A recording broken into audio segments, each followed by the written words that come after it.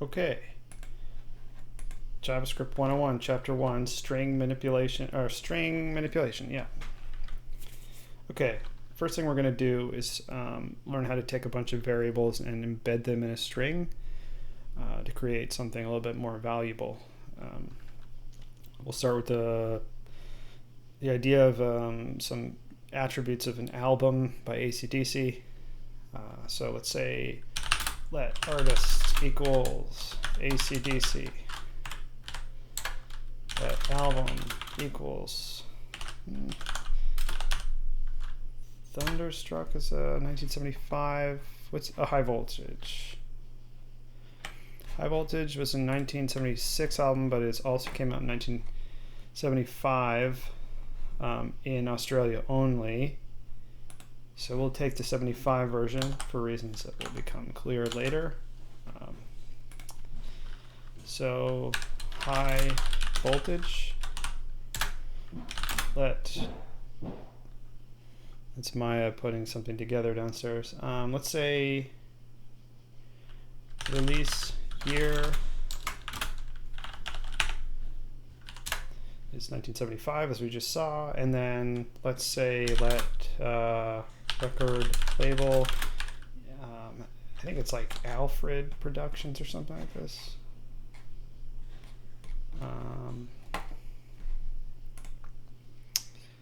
Label Albert Productions.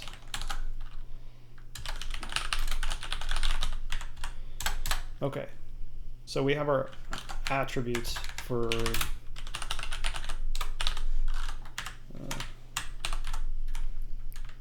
so what we want to do, what I'm going to do here is I'm going to sort of produce like a formatted string that sort of looks like a header on a website or something like that. So in the end, what we want is something like, maybe it's like a listing for on a blog, like, they have a bunch of reviews of albums. So it says like AC/DC,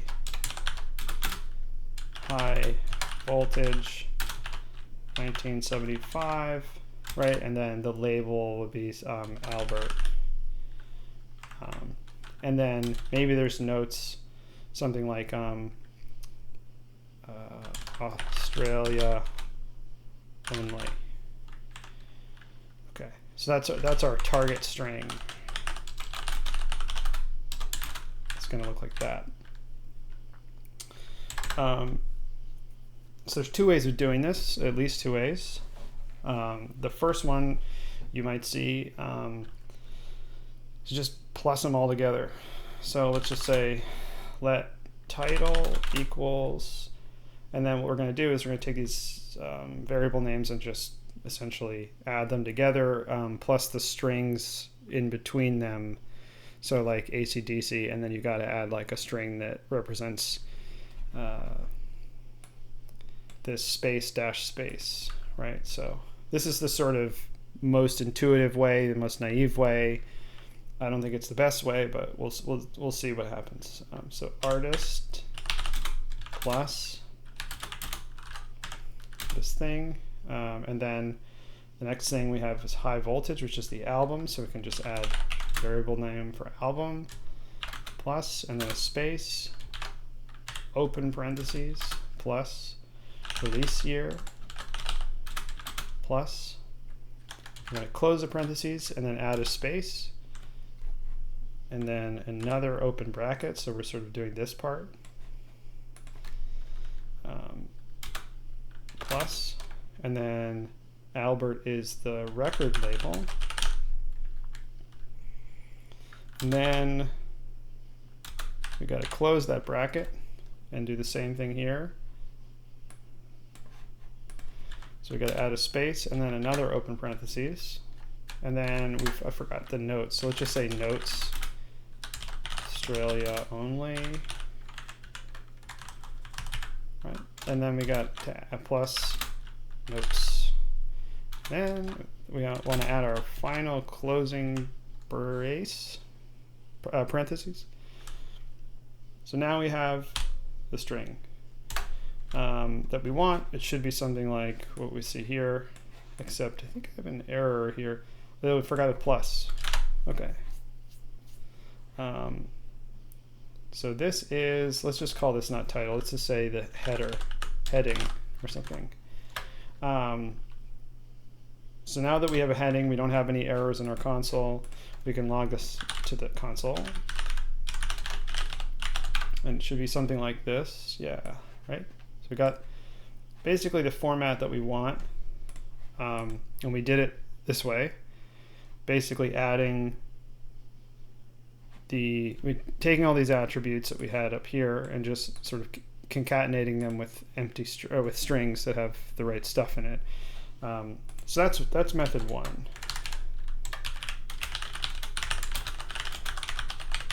String concatenation. Let's try method two. This is the more modern method. I think it's a little bit clearer. It's a little bit more readable. So imagine, even more attributes with all the pluses and stuff. I mean, it's clear that it can get kind of messy. So method two is template string. So we're going to use the same variables above, the attributes, artist, album, release year, etc. But we're going to actually use special syntax from a template string. Call it heading 2. So the way that we create a template string is we use backticks. So everything inside of that operates under special rules, and those rules are this. You have $, and then open and close brackets. That means that's a place where you can put a variable that's already bound above, like artist or album. Let's see, you can put it in there, and that means what will happen is it'll replace that variable with its content in the string. So if we do artist, the heading 2, if we just left it that way and console logged it, we would just get AC/DC. So simply what's happening is anything in these brackets is being evaluated. It takes artist, it says, well, do we have a variable named artist? It goes, we do. It's a string that has AC/DC, so it just inserts it. So we can do the same thing we did above in a different way. And the cool thing is we don't need to do any addition of strings. We don't have to get lost in making sure we have the right spaces like we did above, potentially having to debug extra stuff. So we can just write it out. Anything that's not in the $ braces is just a string. So we can do the same thing, but in a slightly more streamlined way. So we take the album, and then we add our parentheses and release year, close parentheses. Sorry, I'm having a hard. Oh yeah, okay. And then the record label, space, and then the notes. So here we go. Same string. Heading 1 and heading 2 are the same, and we can actually tell that they're the same if we console log heading 1 equals heading 2. And that should, we didn't, it should be heading 1. Right, so this is logging, it says, are these things the same thing? And the result is true. So that's string replacement, or variable, what do you call this? That's a template string. I think the correct term is interpolating values in a template string. So the idea is that you essentially have placeholders indicated by the $ braces, and anything you put in there, it gets put inside there. So that is the sort of basic way to do it, I think. So let's just say that's string manipulation part 1, and now string manipulation part 2, and we'll introduce functions. So functions and conditionals.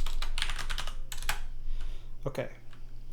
So here, above here, we had two ways of creating a heading. But we just did this sort of. There's a way that this could be made more useful. So what if we wanted to add a different artist, a different album, a different release year, label, name, notes, etc.? What if we wanted to do that without having to go and change these things or spend time creating a bunch of variables? We can create a function, make heading, and that function can accept certain parameters, artist, album, release year. Ooh, can't spell. Record label, notes. And we can, this is complaining that it has too many parameters. This is some sort of program they have running here that's probably more like about good style. So just be aware that there is some notion of good style. And it's saying that there are too many parameters to this function because if you have, imagine even making the case executive, producer, mixing, engineer, imagine all those, that would get really, really gnarly. So there's another way to do that. We'll talk about that later. But right now we're going to create a function that accepts any artist, any album, any release year, any record label, any notes, and returns a template string. Very much like what we have here on line 18. So I'm actually going to copy that for our benefit. Okay, and we're going to just return those values that are passed into the function. So right, we have a variable name artist. It gets passed into the template string, and it interpolated into the string. Same with album, release year, etc. So what we get when we call this function, right? So we have a function definition.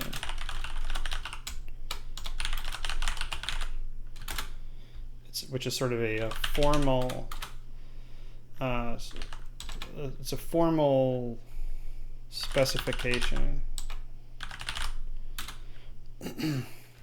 of the things we're passing in, and then we have the actual function call. So make heading. I guess before I pass the arguments in, let's just so a function, when you say return here, that basically every time you call the function, it's going to spit something out. So we'll say this is heading 3, right? And then so what's going on here, if you look at the line 31, what's going on is that the first thing that happens is make heading is called. So make heading is looked up. We have a function definition, make heading. So it looks at that, and then these parentheses say, well, let's call this. It's a function. It's a piece of code that was meant to be called a bunch of times over and over again. As many times as you actually call it, this is just calling it once.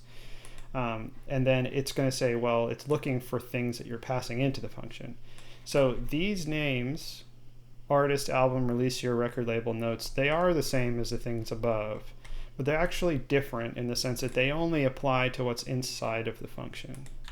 So what we want to do is pass in strings to fill in these slots, essentially.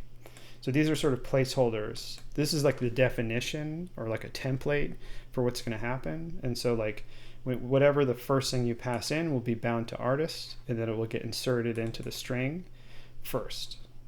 So we'll say AC/DC, album, high voltage, release year 1975, record label Albert, notes Australia only.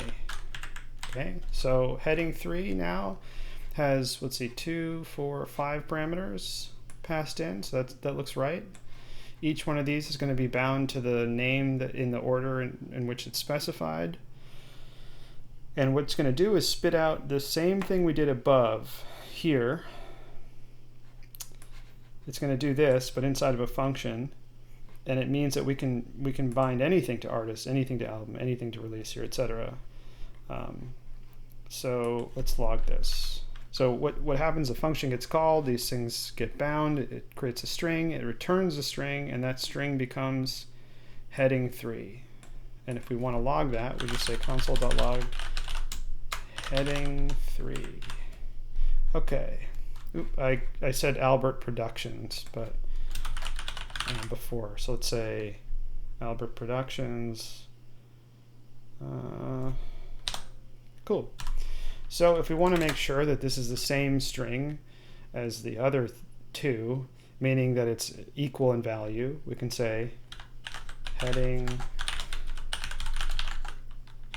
3 equals heading 2 equals heading 1. And it's false. Why is that false?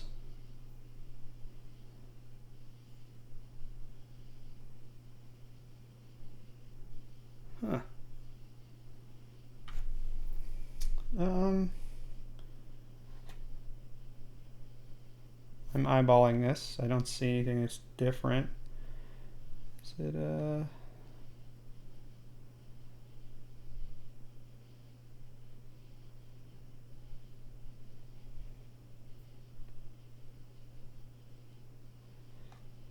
what?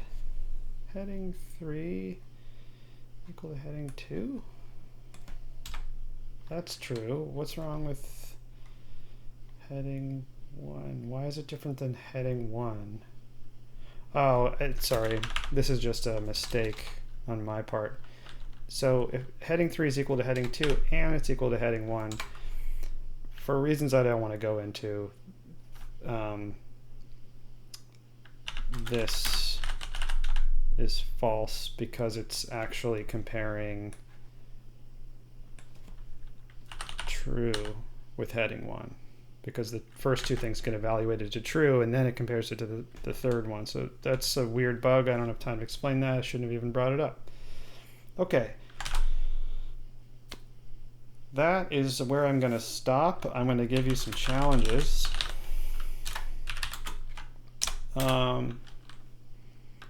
Let's say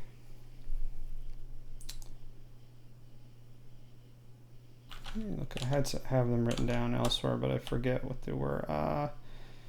See what else, what could I challenge you with?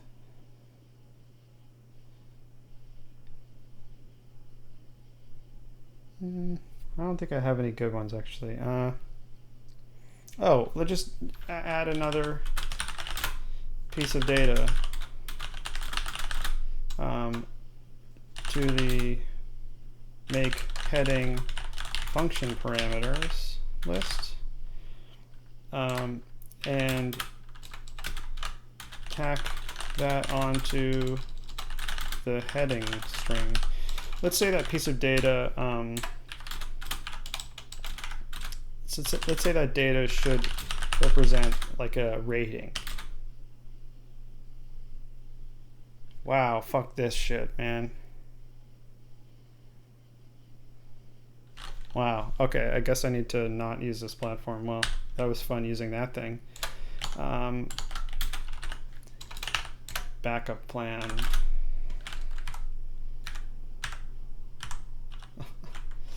Wow, this is unexpected. Data 1. Okay, well, no worries.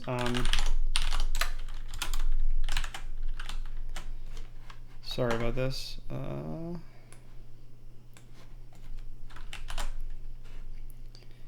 We'll just have to do it old school.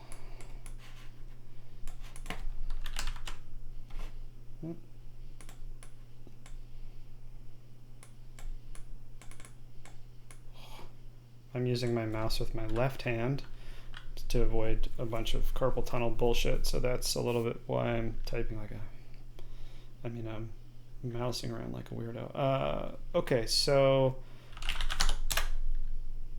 basically this is what we just did, except I had prepared it earlier.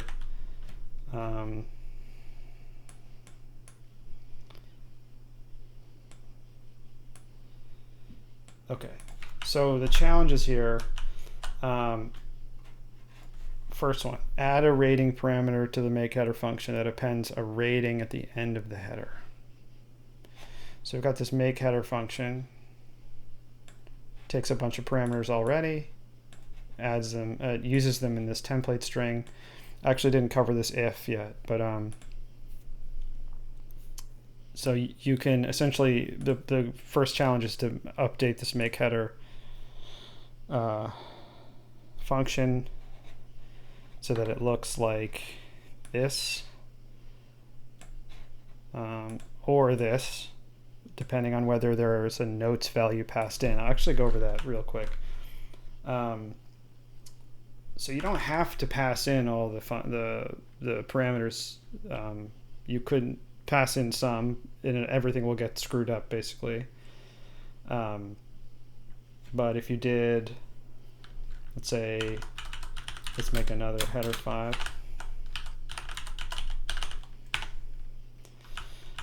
So we're going to make this header here. This is a new header. We're going to skip the notes, right? Because that was the last parameter. And then if we run it, we get undefined. So part of the problem is that even though you didn't pass notes in, it still has to do something with that value. It binds it to something, and since you haven't passed anything in it just calls it undefined. So that's why you get this undefined, because you're essentially putting undefined into the string. So that's actually why we have this idea here of an if. So if undefined, if you say if notes, that means basically if notes is some value that doesn't evaluate to nothing, like a string, Australia only. So if the notes,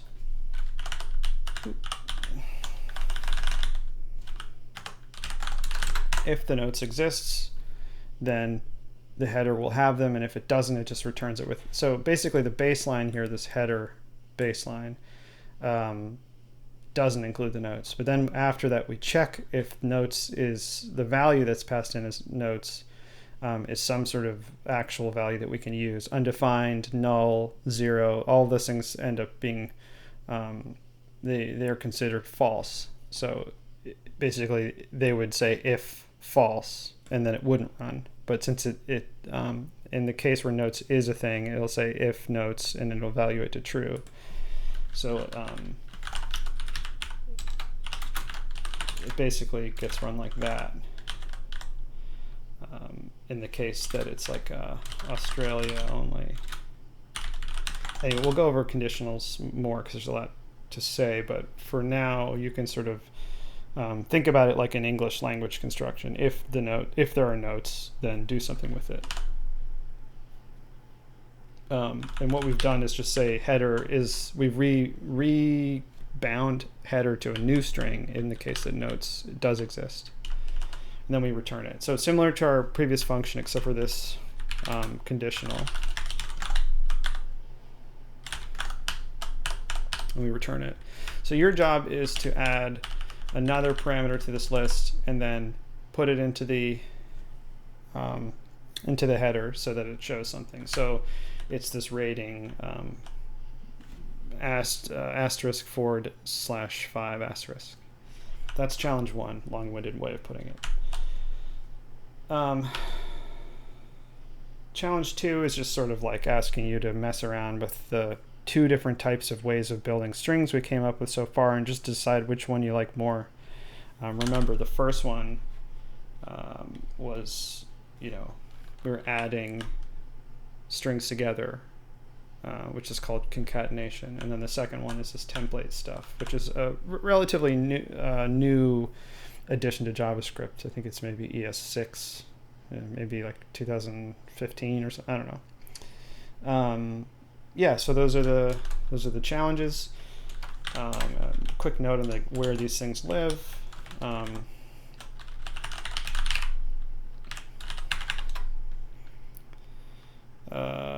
js101, my repo is here. We're in chapter 1. The script is here. Also that link to this now dead to me online service play code is here if you want to try it online. But honestly, fuck that, because there's a lot of other good services, so I'm going to have to switch to one that doesn't block you out unexpectedly after using it a trivial amount. Hope you enjoyed this. Let me know if you have questions.